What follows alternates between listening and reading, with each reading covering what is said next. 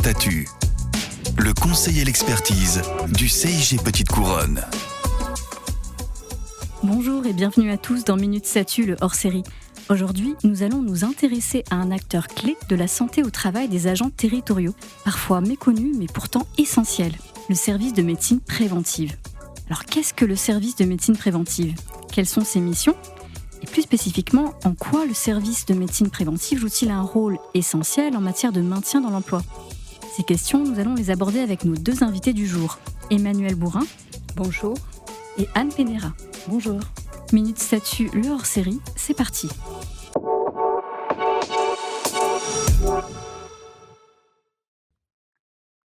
On commence par notre première question, à savoir qu'est-ce que le service de médecine préventive ? Pour reprendre la définition du Code général de la fonction publique, le service de médecine préventive est composé d'une équipe pluridisciplinaire qui a pour mission d'éviter toute altération de l'état de santé des agents du fait de leur travail. Pour cela, le service de médecine préventive effectue des examens médicaux pour surveiller l'état de santé des agents, surveiller leurs conditions d'hygiène du travail, ainsi que les risques de contagion. Afin de mieux connaître les enjeux actuels de la médecine préventive, nous allons tout d'abord remonter dans le temps aux prémices de cette branche spécifique de la médecine française. Pour en savoir plus, je laisse la parole au docteur Emmanuelle Bourrin, médecin du travail et chef du service de médecine préventive du CIG Petite Couronne. Comme vous le disiez, la médecine du travail, ou maintenant la santé au travail, est une des nombreuses spécialités médicales françaises. Elle trouve ses origines dès l'Antiquité, où les historiens relèvent la description de lumbago, douleur du bas du dos, chez des ouvriers qui participent à la construction de pyramides. C'est dire si très tôt, on a établi un lien entre les activités professionnelles et les conséquences sur la santé. À partir du XIXe siècle, l'ère de la révolution industrielle introduit le principe de contrat de travail, avec d'un côté l'ouvrier, tenu de réaliser le travail demandé, et de l'autre, l'employeur, tenu de verser le salaire convenu. Dans cette relation, il n'est pas question de conditions d'hygiène ou de sécurité, ni d'indemnisation des atteintes à la santé imputables au travail. Cependant, très rapidement, les conséquences négatives du travail sur la santé et les conditions de vie des ouvriers deviennent évidentes pour les ouvriers, pour les médecins et pour les philanthropes. Les crises et les révoltes, comme la révolte des Canuts, dénoncent ce problème, ce qui amène l'État à légiférer. La législation porte d'abord sur la durée du travail, sur des règles d'hygiène et de sécurité, sur l'âge des travailleurs, sur la protection des femmes et sur d'autres points encore bien nombreux. Après la création de l'inspection du travail, à la fin du XIXe siècle, en 1841, puis la réparation des accidents et des maladies du travail à partir de 1898, les premiers services de médecine d'entreprise voient le jour. La médecine du travail préventive apparaît comme une nécessité pour préserver la ressource humaine après la Première Guerre mondiale. Puis c'est après la Deuxième Guerre mondiale, en 1946, que les 3 piliers en charge de la santé au travail vont être mis en place, avec pour commencer l'inspection du travail, chargée de faire appliquer la législation, la branche accident de travail, maladie professionnelle de la sécurité sociale, pour la réparation des dommages créés par le travail, et puis la médecine du travail, chargée de la surveillance médicale des salariés, de la prévention des risques et de l'adaptation du travail à l'homme, avec un grand H. Après de nombreuses réformes législatives, la santé au travail, telle que nous la connaissons aujourd'hui, prend ses racines dans cette histoire. Elle a dû s'adapter aux transformations des environnements de travail, avec l'émergence de nouveaux risques professionnels, avec tout ce qu'on connaît aujourd'hui sur les conséquences des organisations de travail sur la santé mentale, avec les évolutions des connaissances médicales et la démonstration de la valeur ajoutée de la pluridisciplinarité. Merci pour ce petit historique qui nous aide à mieux comprendre les origines de la médecine préventive. Et quelle est la situation actuelle de la santé au travail ? Alors la santé au travail connaît une situation assez délicate, une situation tendue, avec une pénurie de professionnels liée à la baisse, à l'évolution de la démographie des médecins du travail et au vieillissement notable de ces médecins. Dans son étude de 2023, le Conseil national de l'Ordre des médecins a publié les données démographiques pour toutes les spécialités médicales. La médecine du travail n'est pas la seule spécialité à connaître un déclin de sa démographie. Le nombre des médecins du travail évolue à la baisse avec En 2023, 4 387 médecins du travail en France, et avec une densité qui évolue sur le territoire et qui continue de baisser. Pour la petite couronne, pour vous donner un exemple, à l'échelle de 100 000 habitants, entre 2010 et 2023, les effectifs ont décru de plus de 25%. De plus, les médecins du travail, comme d'autres spécialités médicales, ont un âge moyen qui évolue vers le haut et aujourd'hui qui est à 60 ans.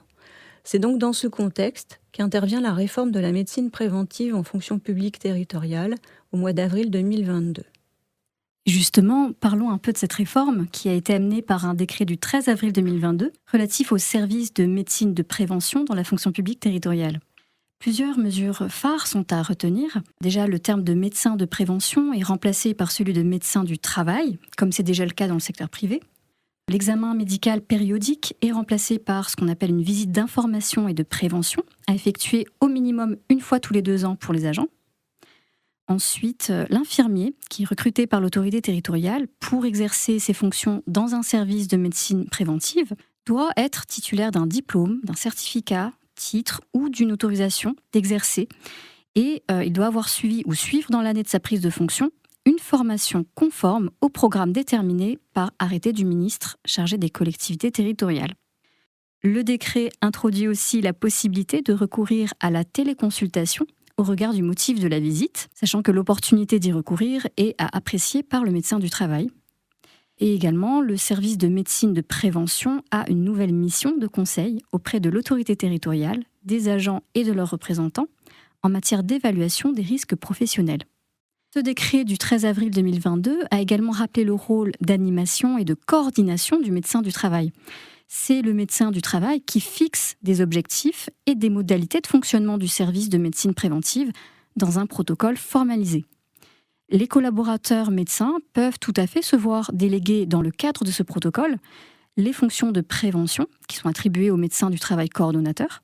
Et ce même protocole peut d'ailleurs confier la visite d'information et de prévention à un collaborateur médecin ou un infirmier en santé au travail. Enfin, ce décret a notamment pour objet d'améliorer l'organisation des services de médecine préventive avec le développement d'équipes pluridisciplinaires pour libérer du temps médical dans un contexte de pénurie des médecins du travail dans la fonction publique territoriale.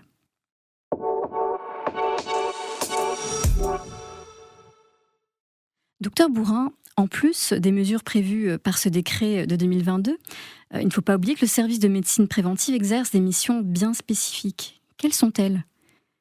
Fondamentalement, un service de médecine préventive exerce une mission de prévention de la dégradation de la santé des agents et prévention de la désinsertion professionnelle.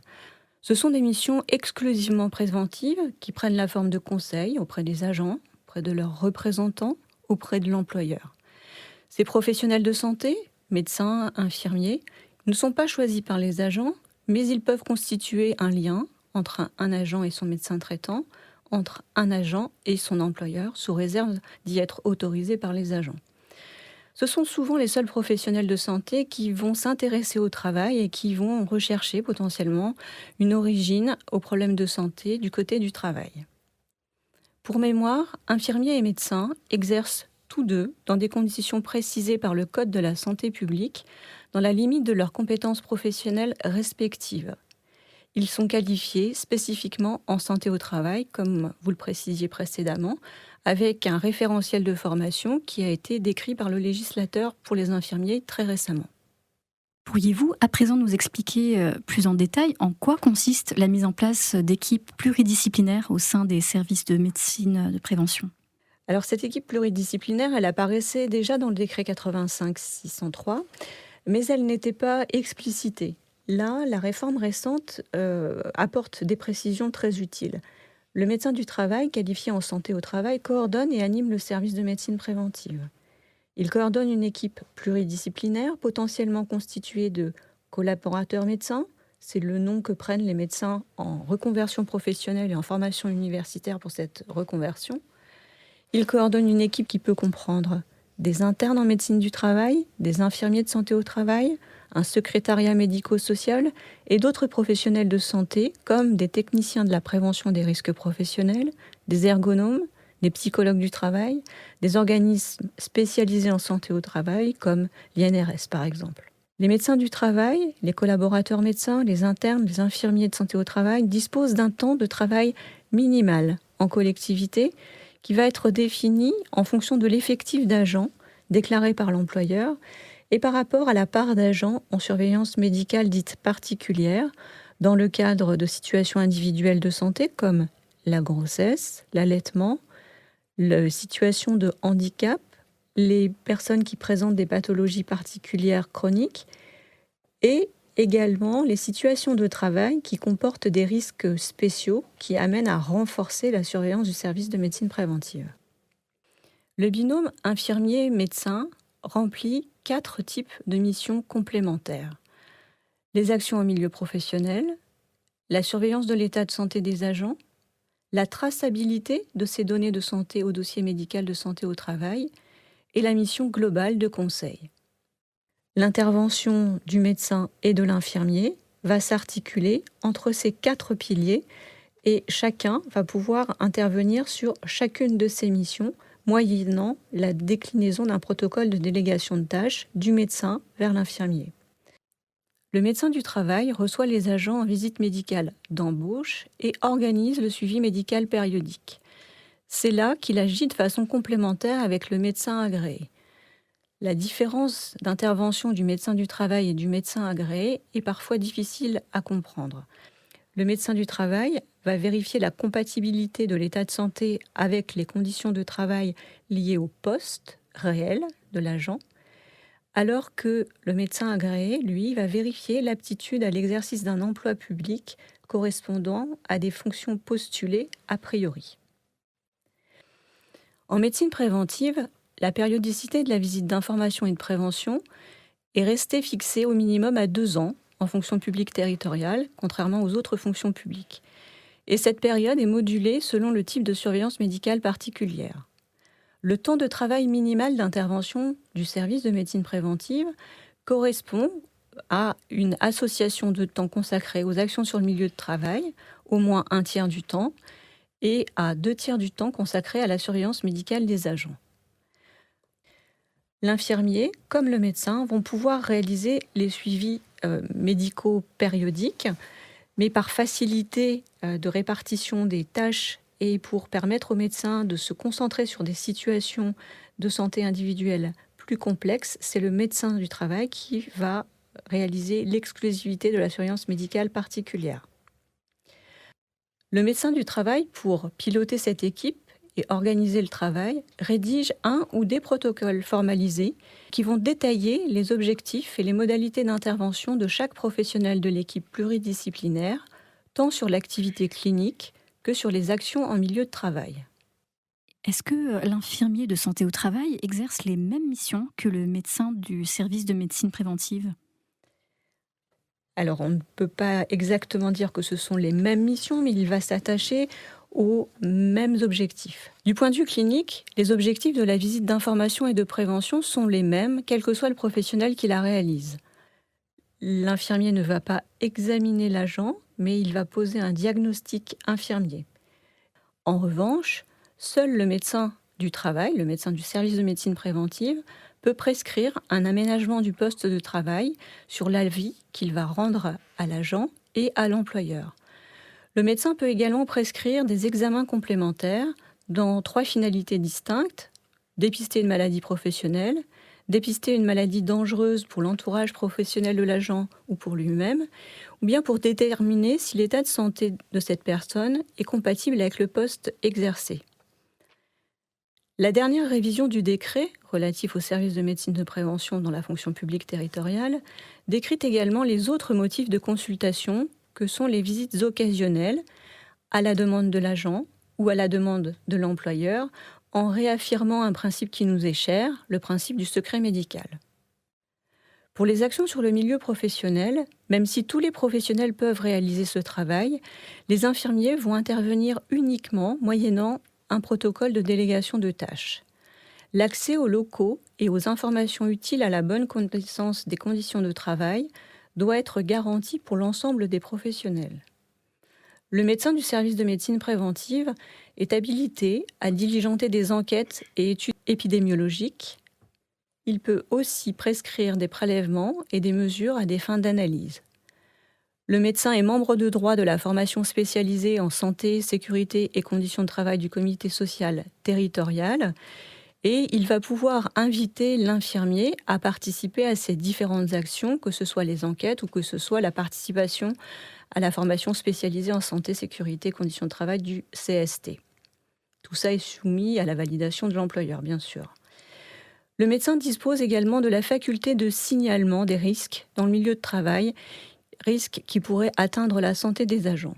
Ce droit de signalement est tout nouveau et particulièrement important pour l'exercice des médecins du travail en médecine préventive et rejoint en cela les dispositions qui existaient déjà au Code du travail.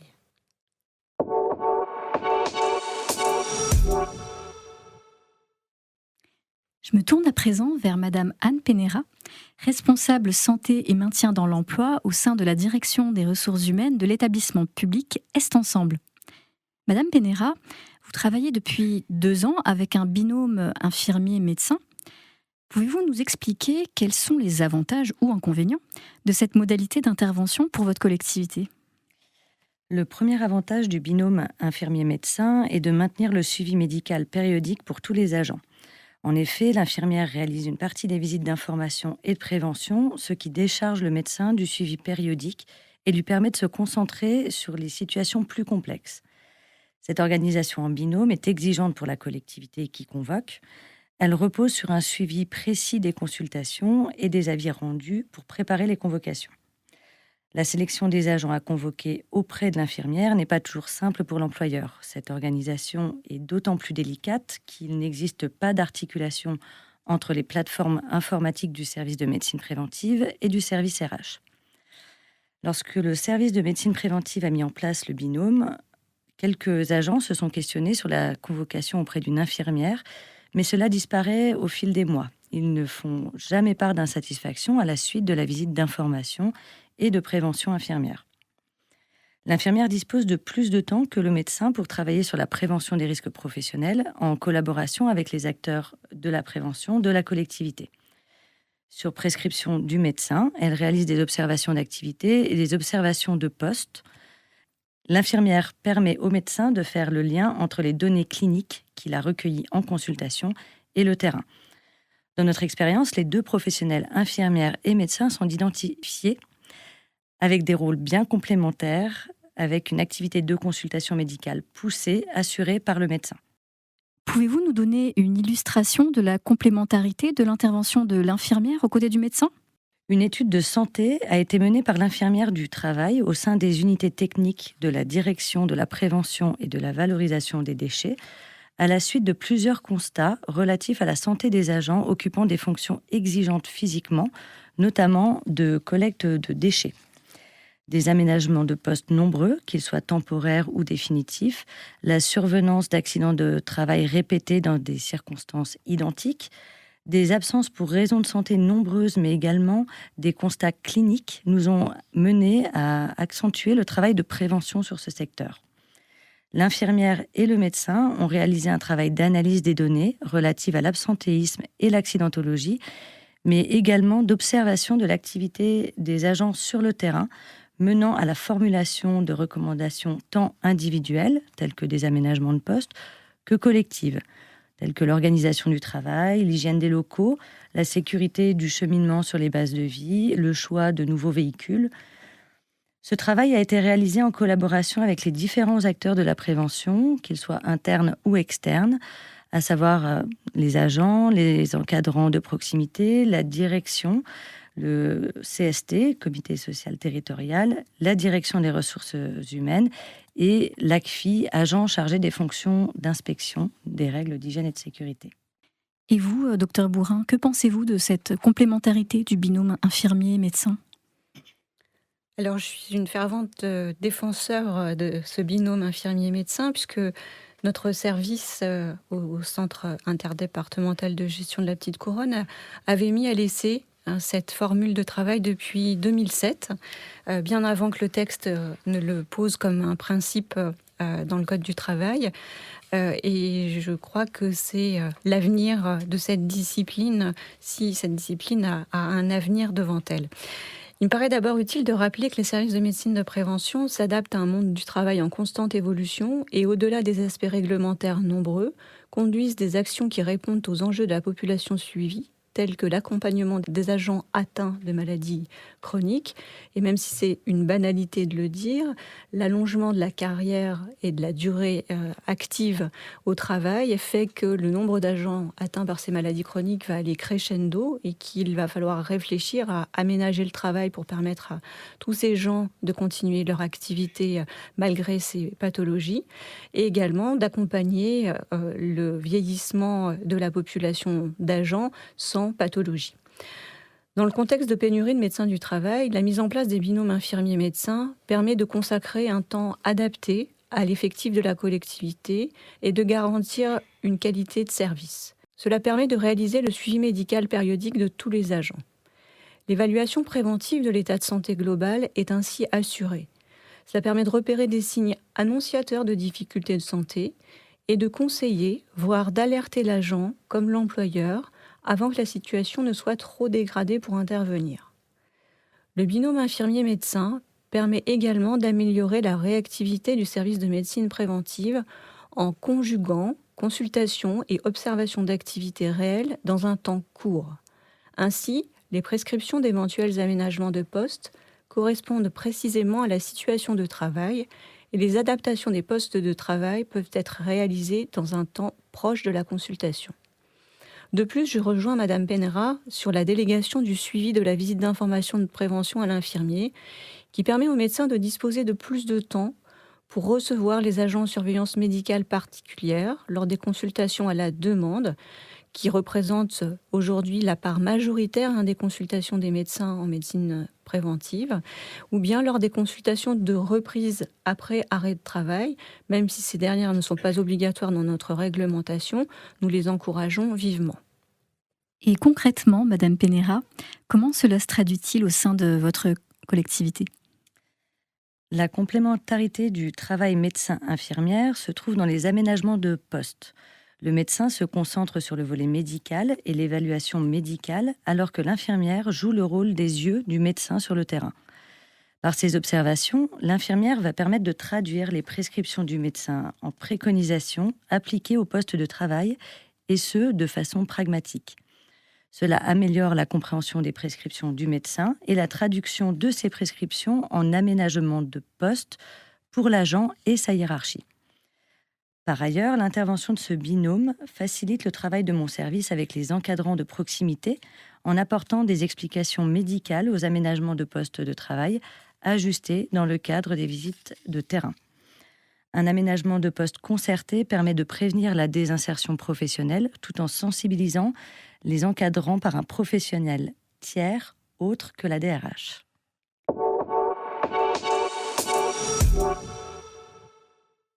Vous venez d'évoquer la problématique de l'aménagement de poste qui fait partie de la mission de maintien dans l'emploi des agents. On le sait, il s'agit d'une préoccupation majeure des employeurs territoriaux. À ce titre, quelle est la place de la question du maintien en emploi dans vos attentes auprès du service de médecine préventive ? Le maintien en emploi occupe une grande place dans nos attentes vis-à-vis du service de médecine préventive.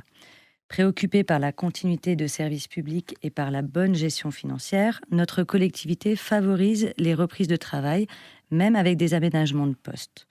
Plutôt que de remplacer des agents sur de longues périodes et de recourir à des recrutements temporaires, nous favorisons la reprise plus rapide, même avec des aménagements. La contribution du service de médecine préventive à notre politique de maintien en emploi se traduit de plusieurs manières. Nous avons l'habitude de proposer des visites de pré-reprise aux agents qui nous contactent pendant leur arrêt de travail. Nous organisons de façon systématique des visites médicales de reprise après arrêt de travail, après un arrêt de maladie ordinaire de 30 jours, après un arrêt en accident de travail de 15 jours ou après un arrêt pour maladie professionnelle ou congé maternité, après un congé longue maladie ou un congé longue durée. Les visites de reprise offrent la possibilité de reprendre le travail plus progressivement et plus tôt que si ce dispositif n'existait pas. Le médecin du travail peut appuyer également les saisines du conseil médical pour documenter les dossiers médicaux des agents, pour représenter l'agent en séance dans des situations complexes. Même si la réglementation a ouvert des possibilités avec le dispositif de période de préparation au reclassement, notre collectivité prévient le plus possible le risque d'inaptitude en favorisant le maintien en emploi sur un poste aménagé, voire un changement d'affectation pour raison de santé. Dans nos échanges avec les agents qui rencontrent des difficultés de santé, le service de médecine préventive nous permet de respecter nos obligations de garantie du secret médical en traduisant les éléments de santé en adaptation des conditions de travail. Nous organisons une commission pluridisciplinaire. Nous associons tous les professionnels de santé au travail, médecins du travail, infirmières, assistantes sociales et DRH, pour aborder, dans le respect du secret médical, les problématiques de certains agents. Cela constitue comme une interface entre le volet santé et le volet travail au sein de l'équipe. Et est-ce que le maintien en emploi est le sujet phare des échanges entre les collectivités et le service de médecine préventive, Dr Bourin ?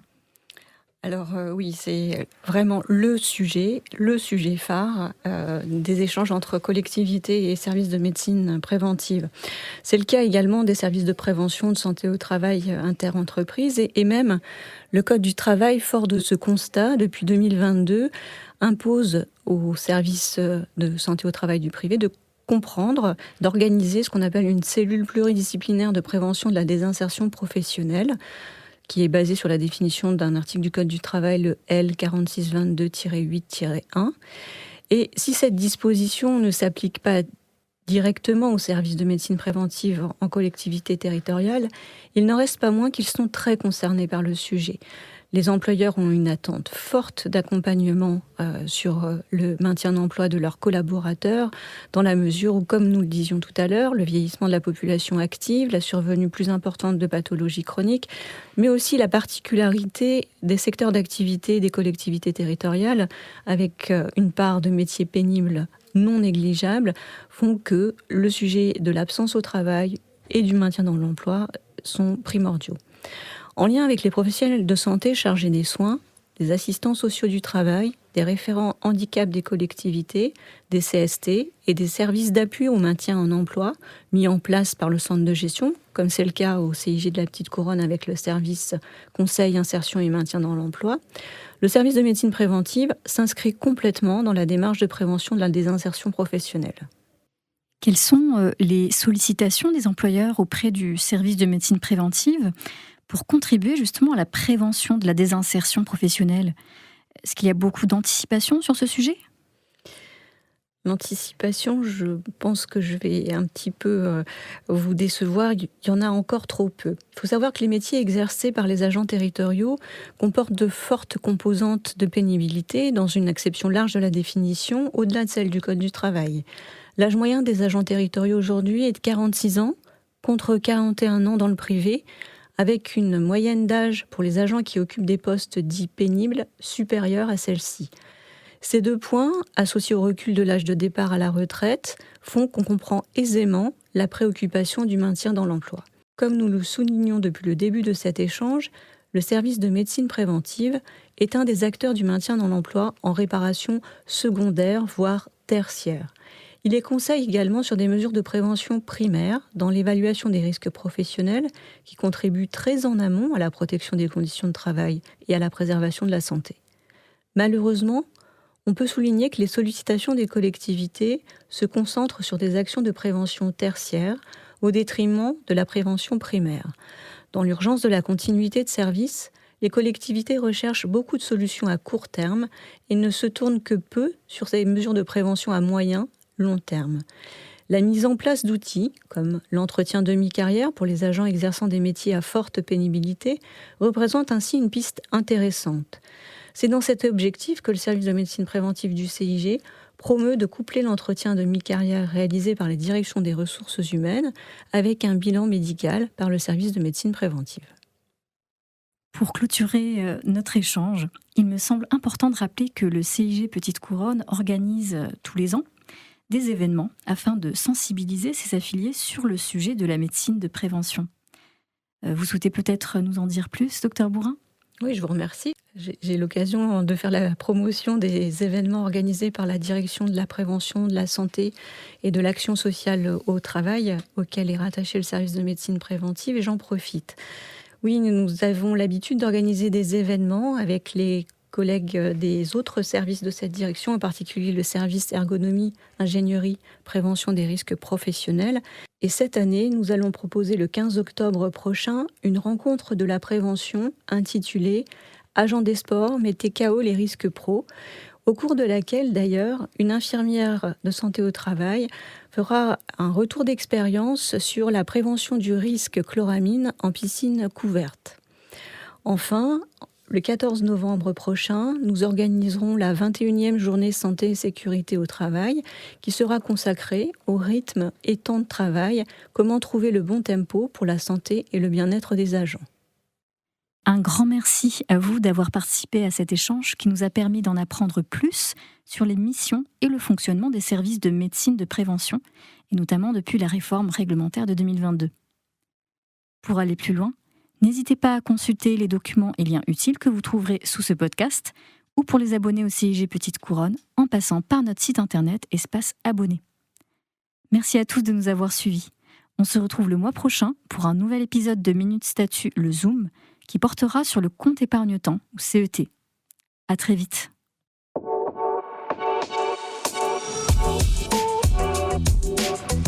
Minute Statut, le conseil et l'expertise du CIG Petite Couronne.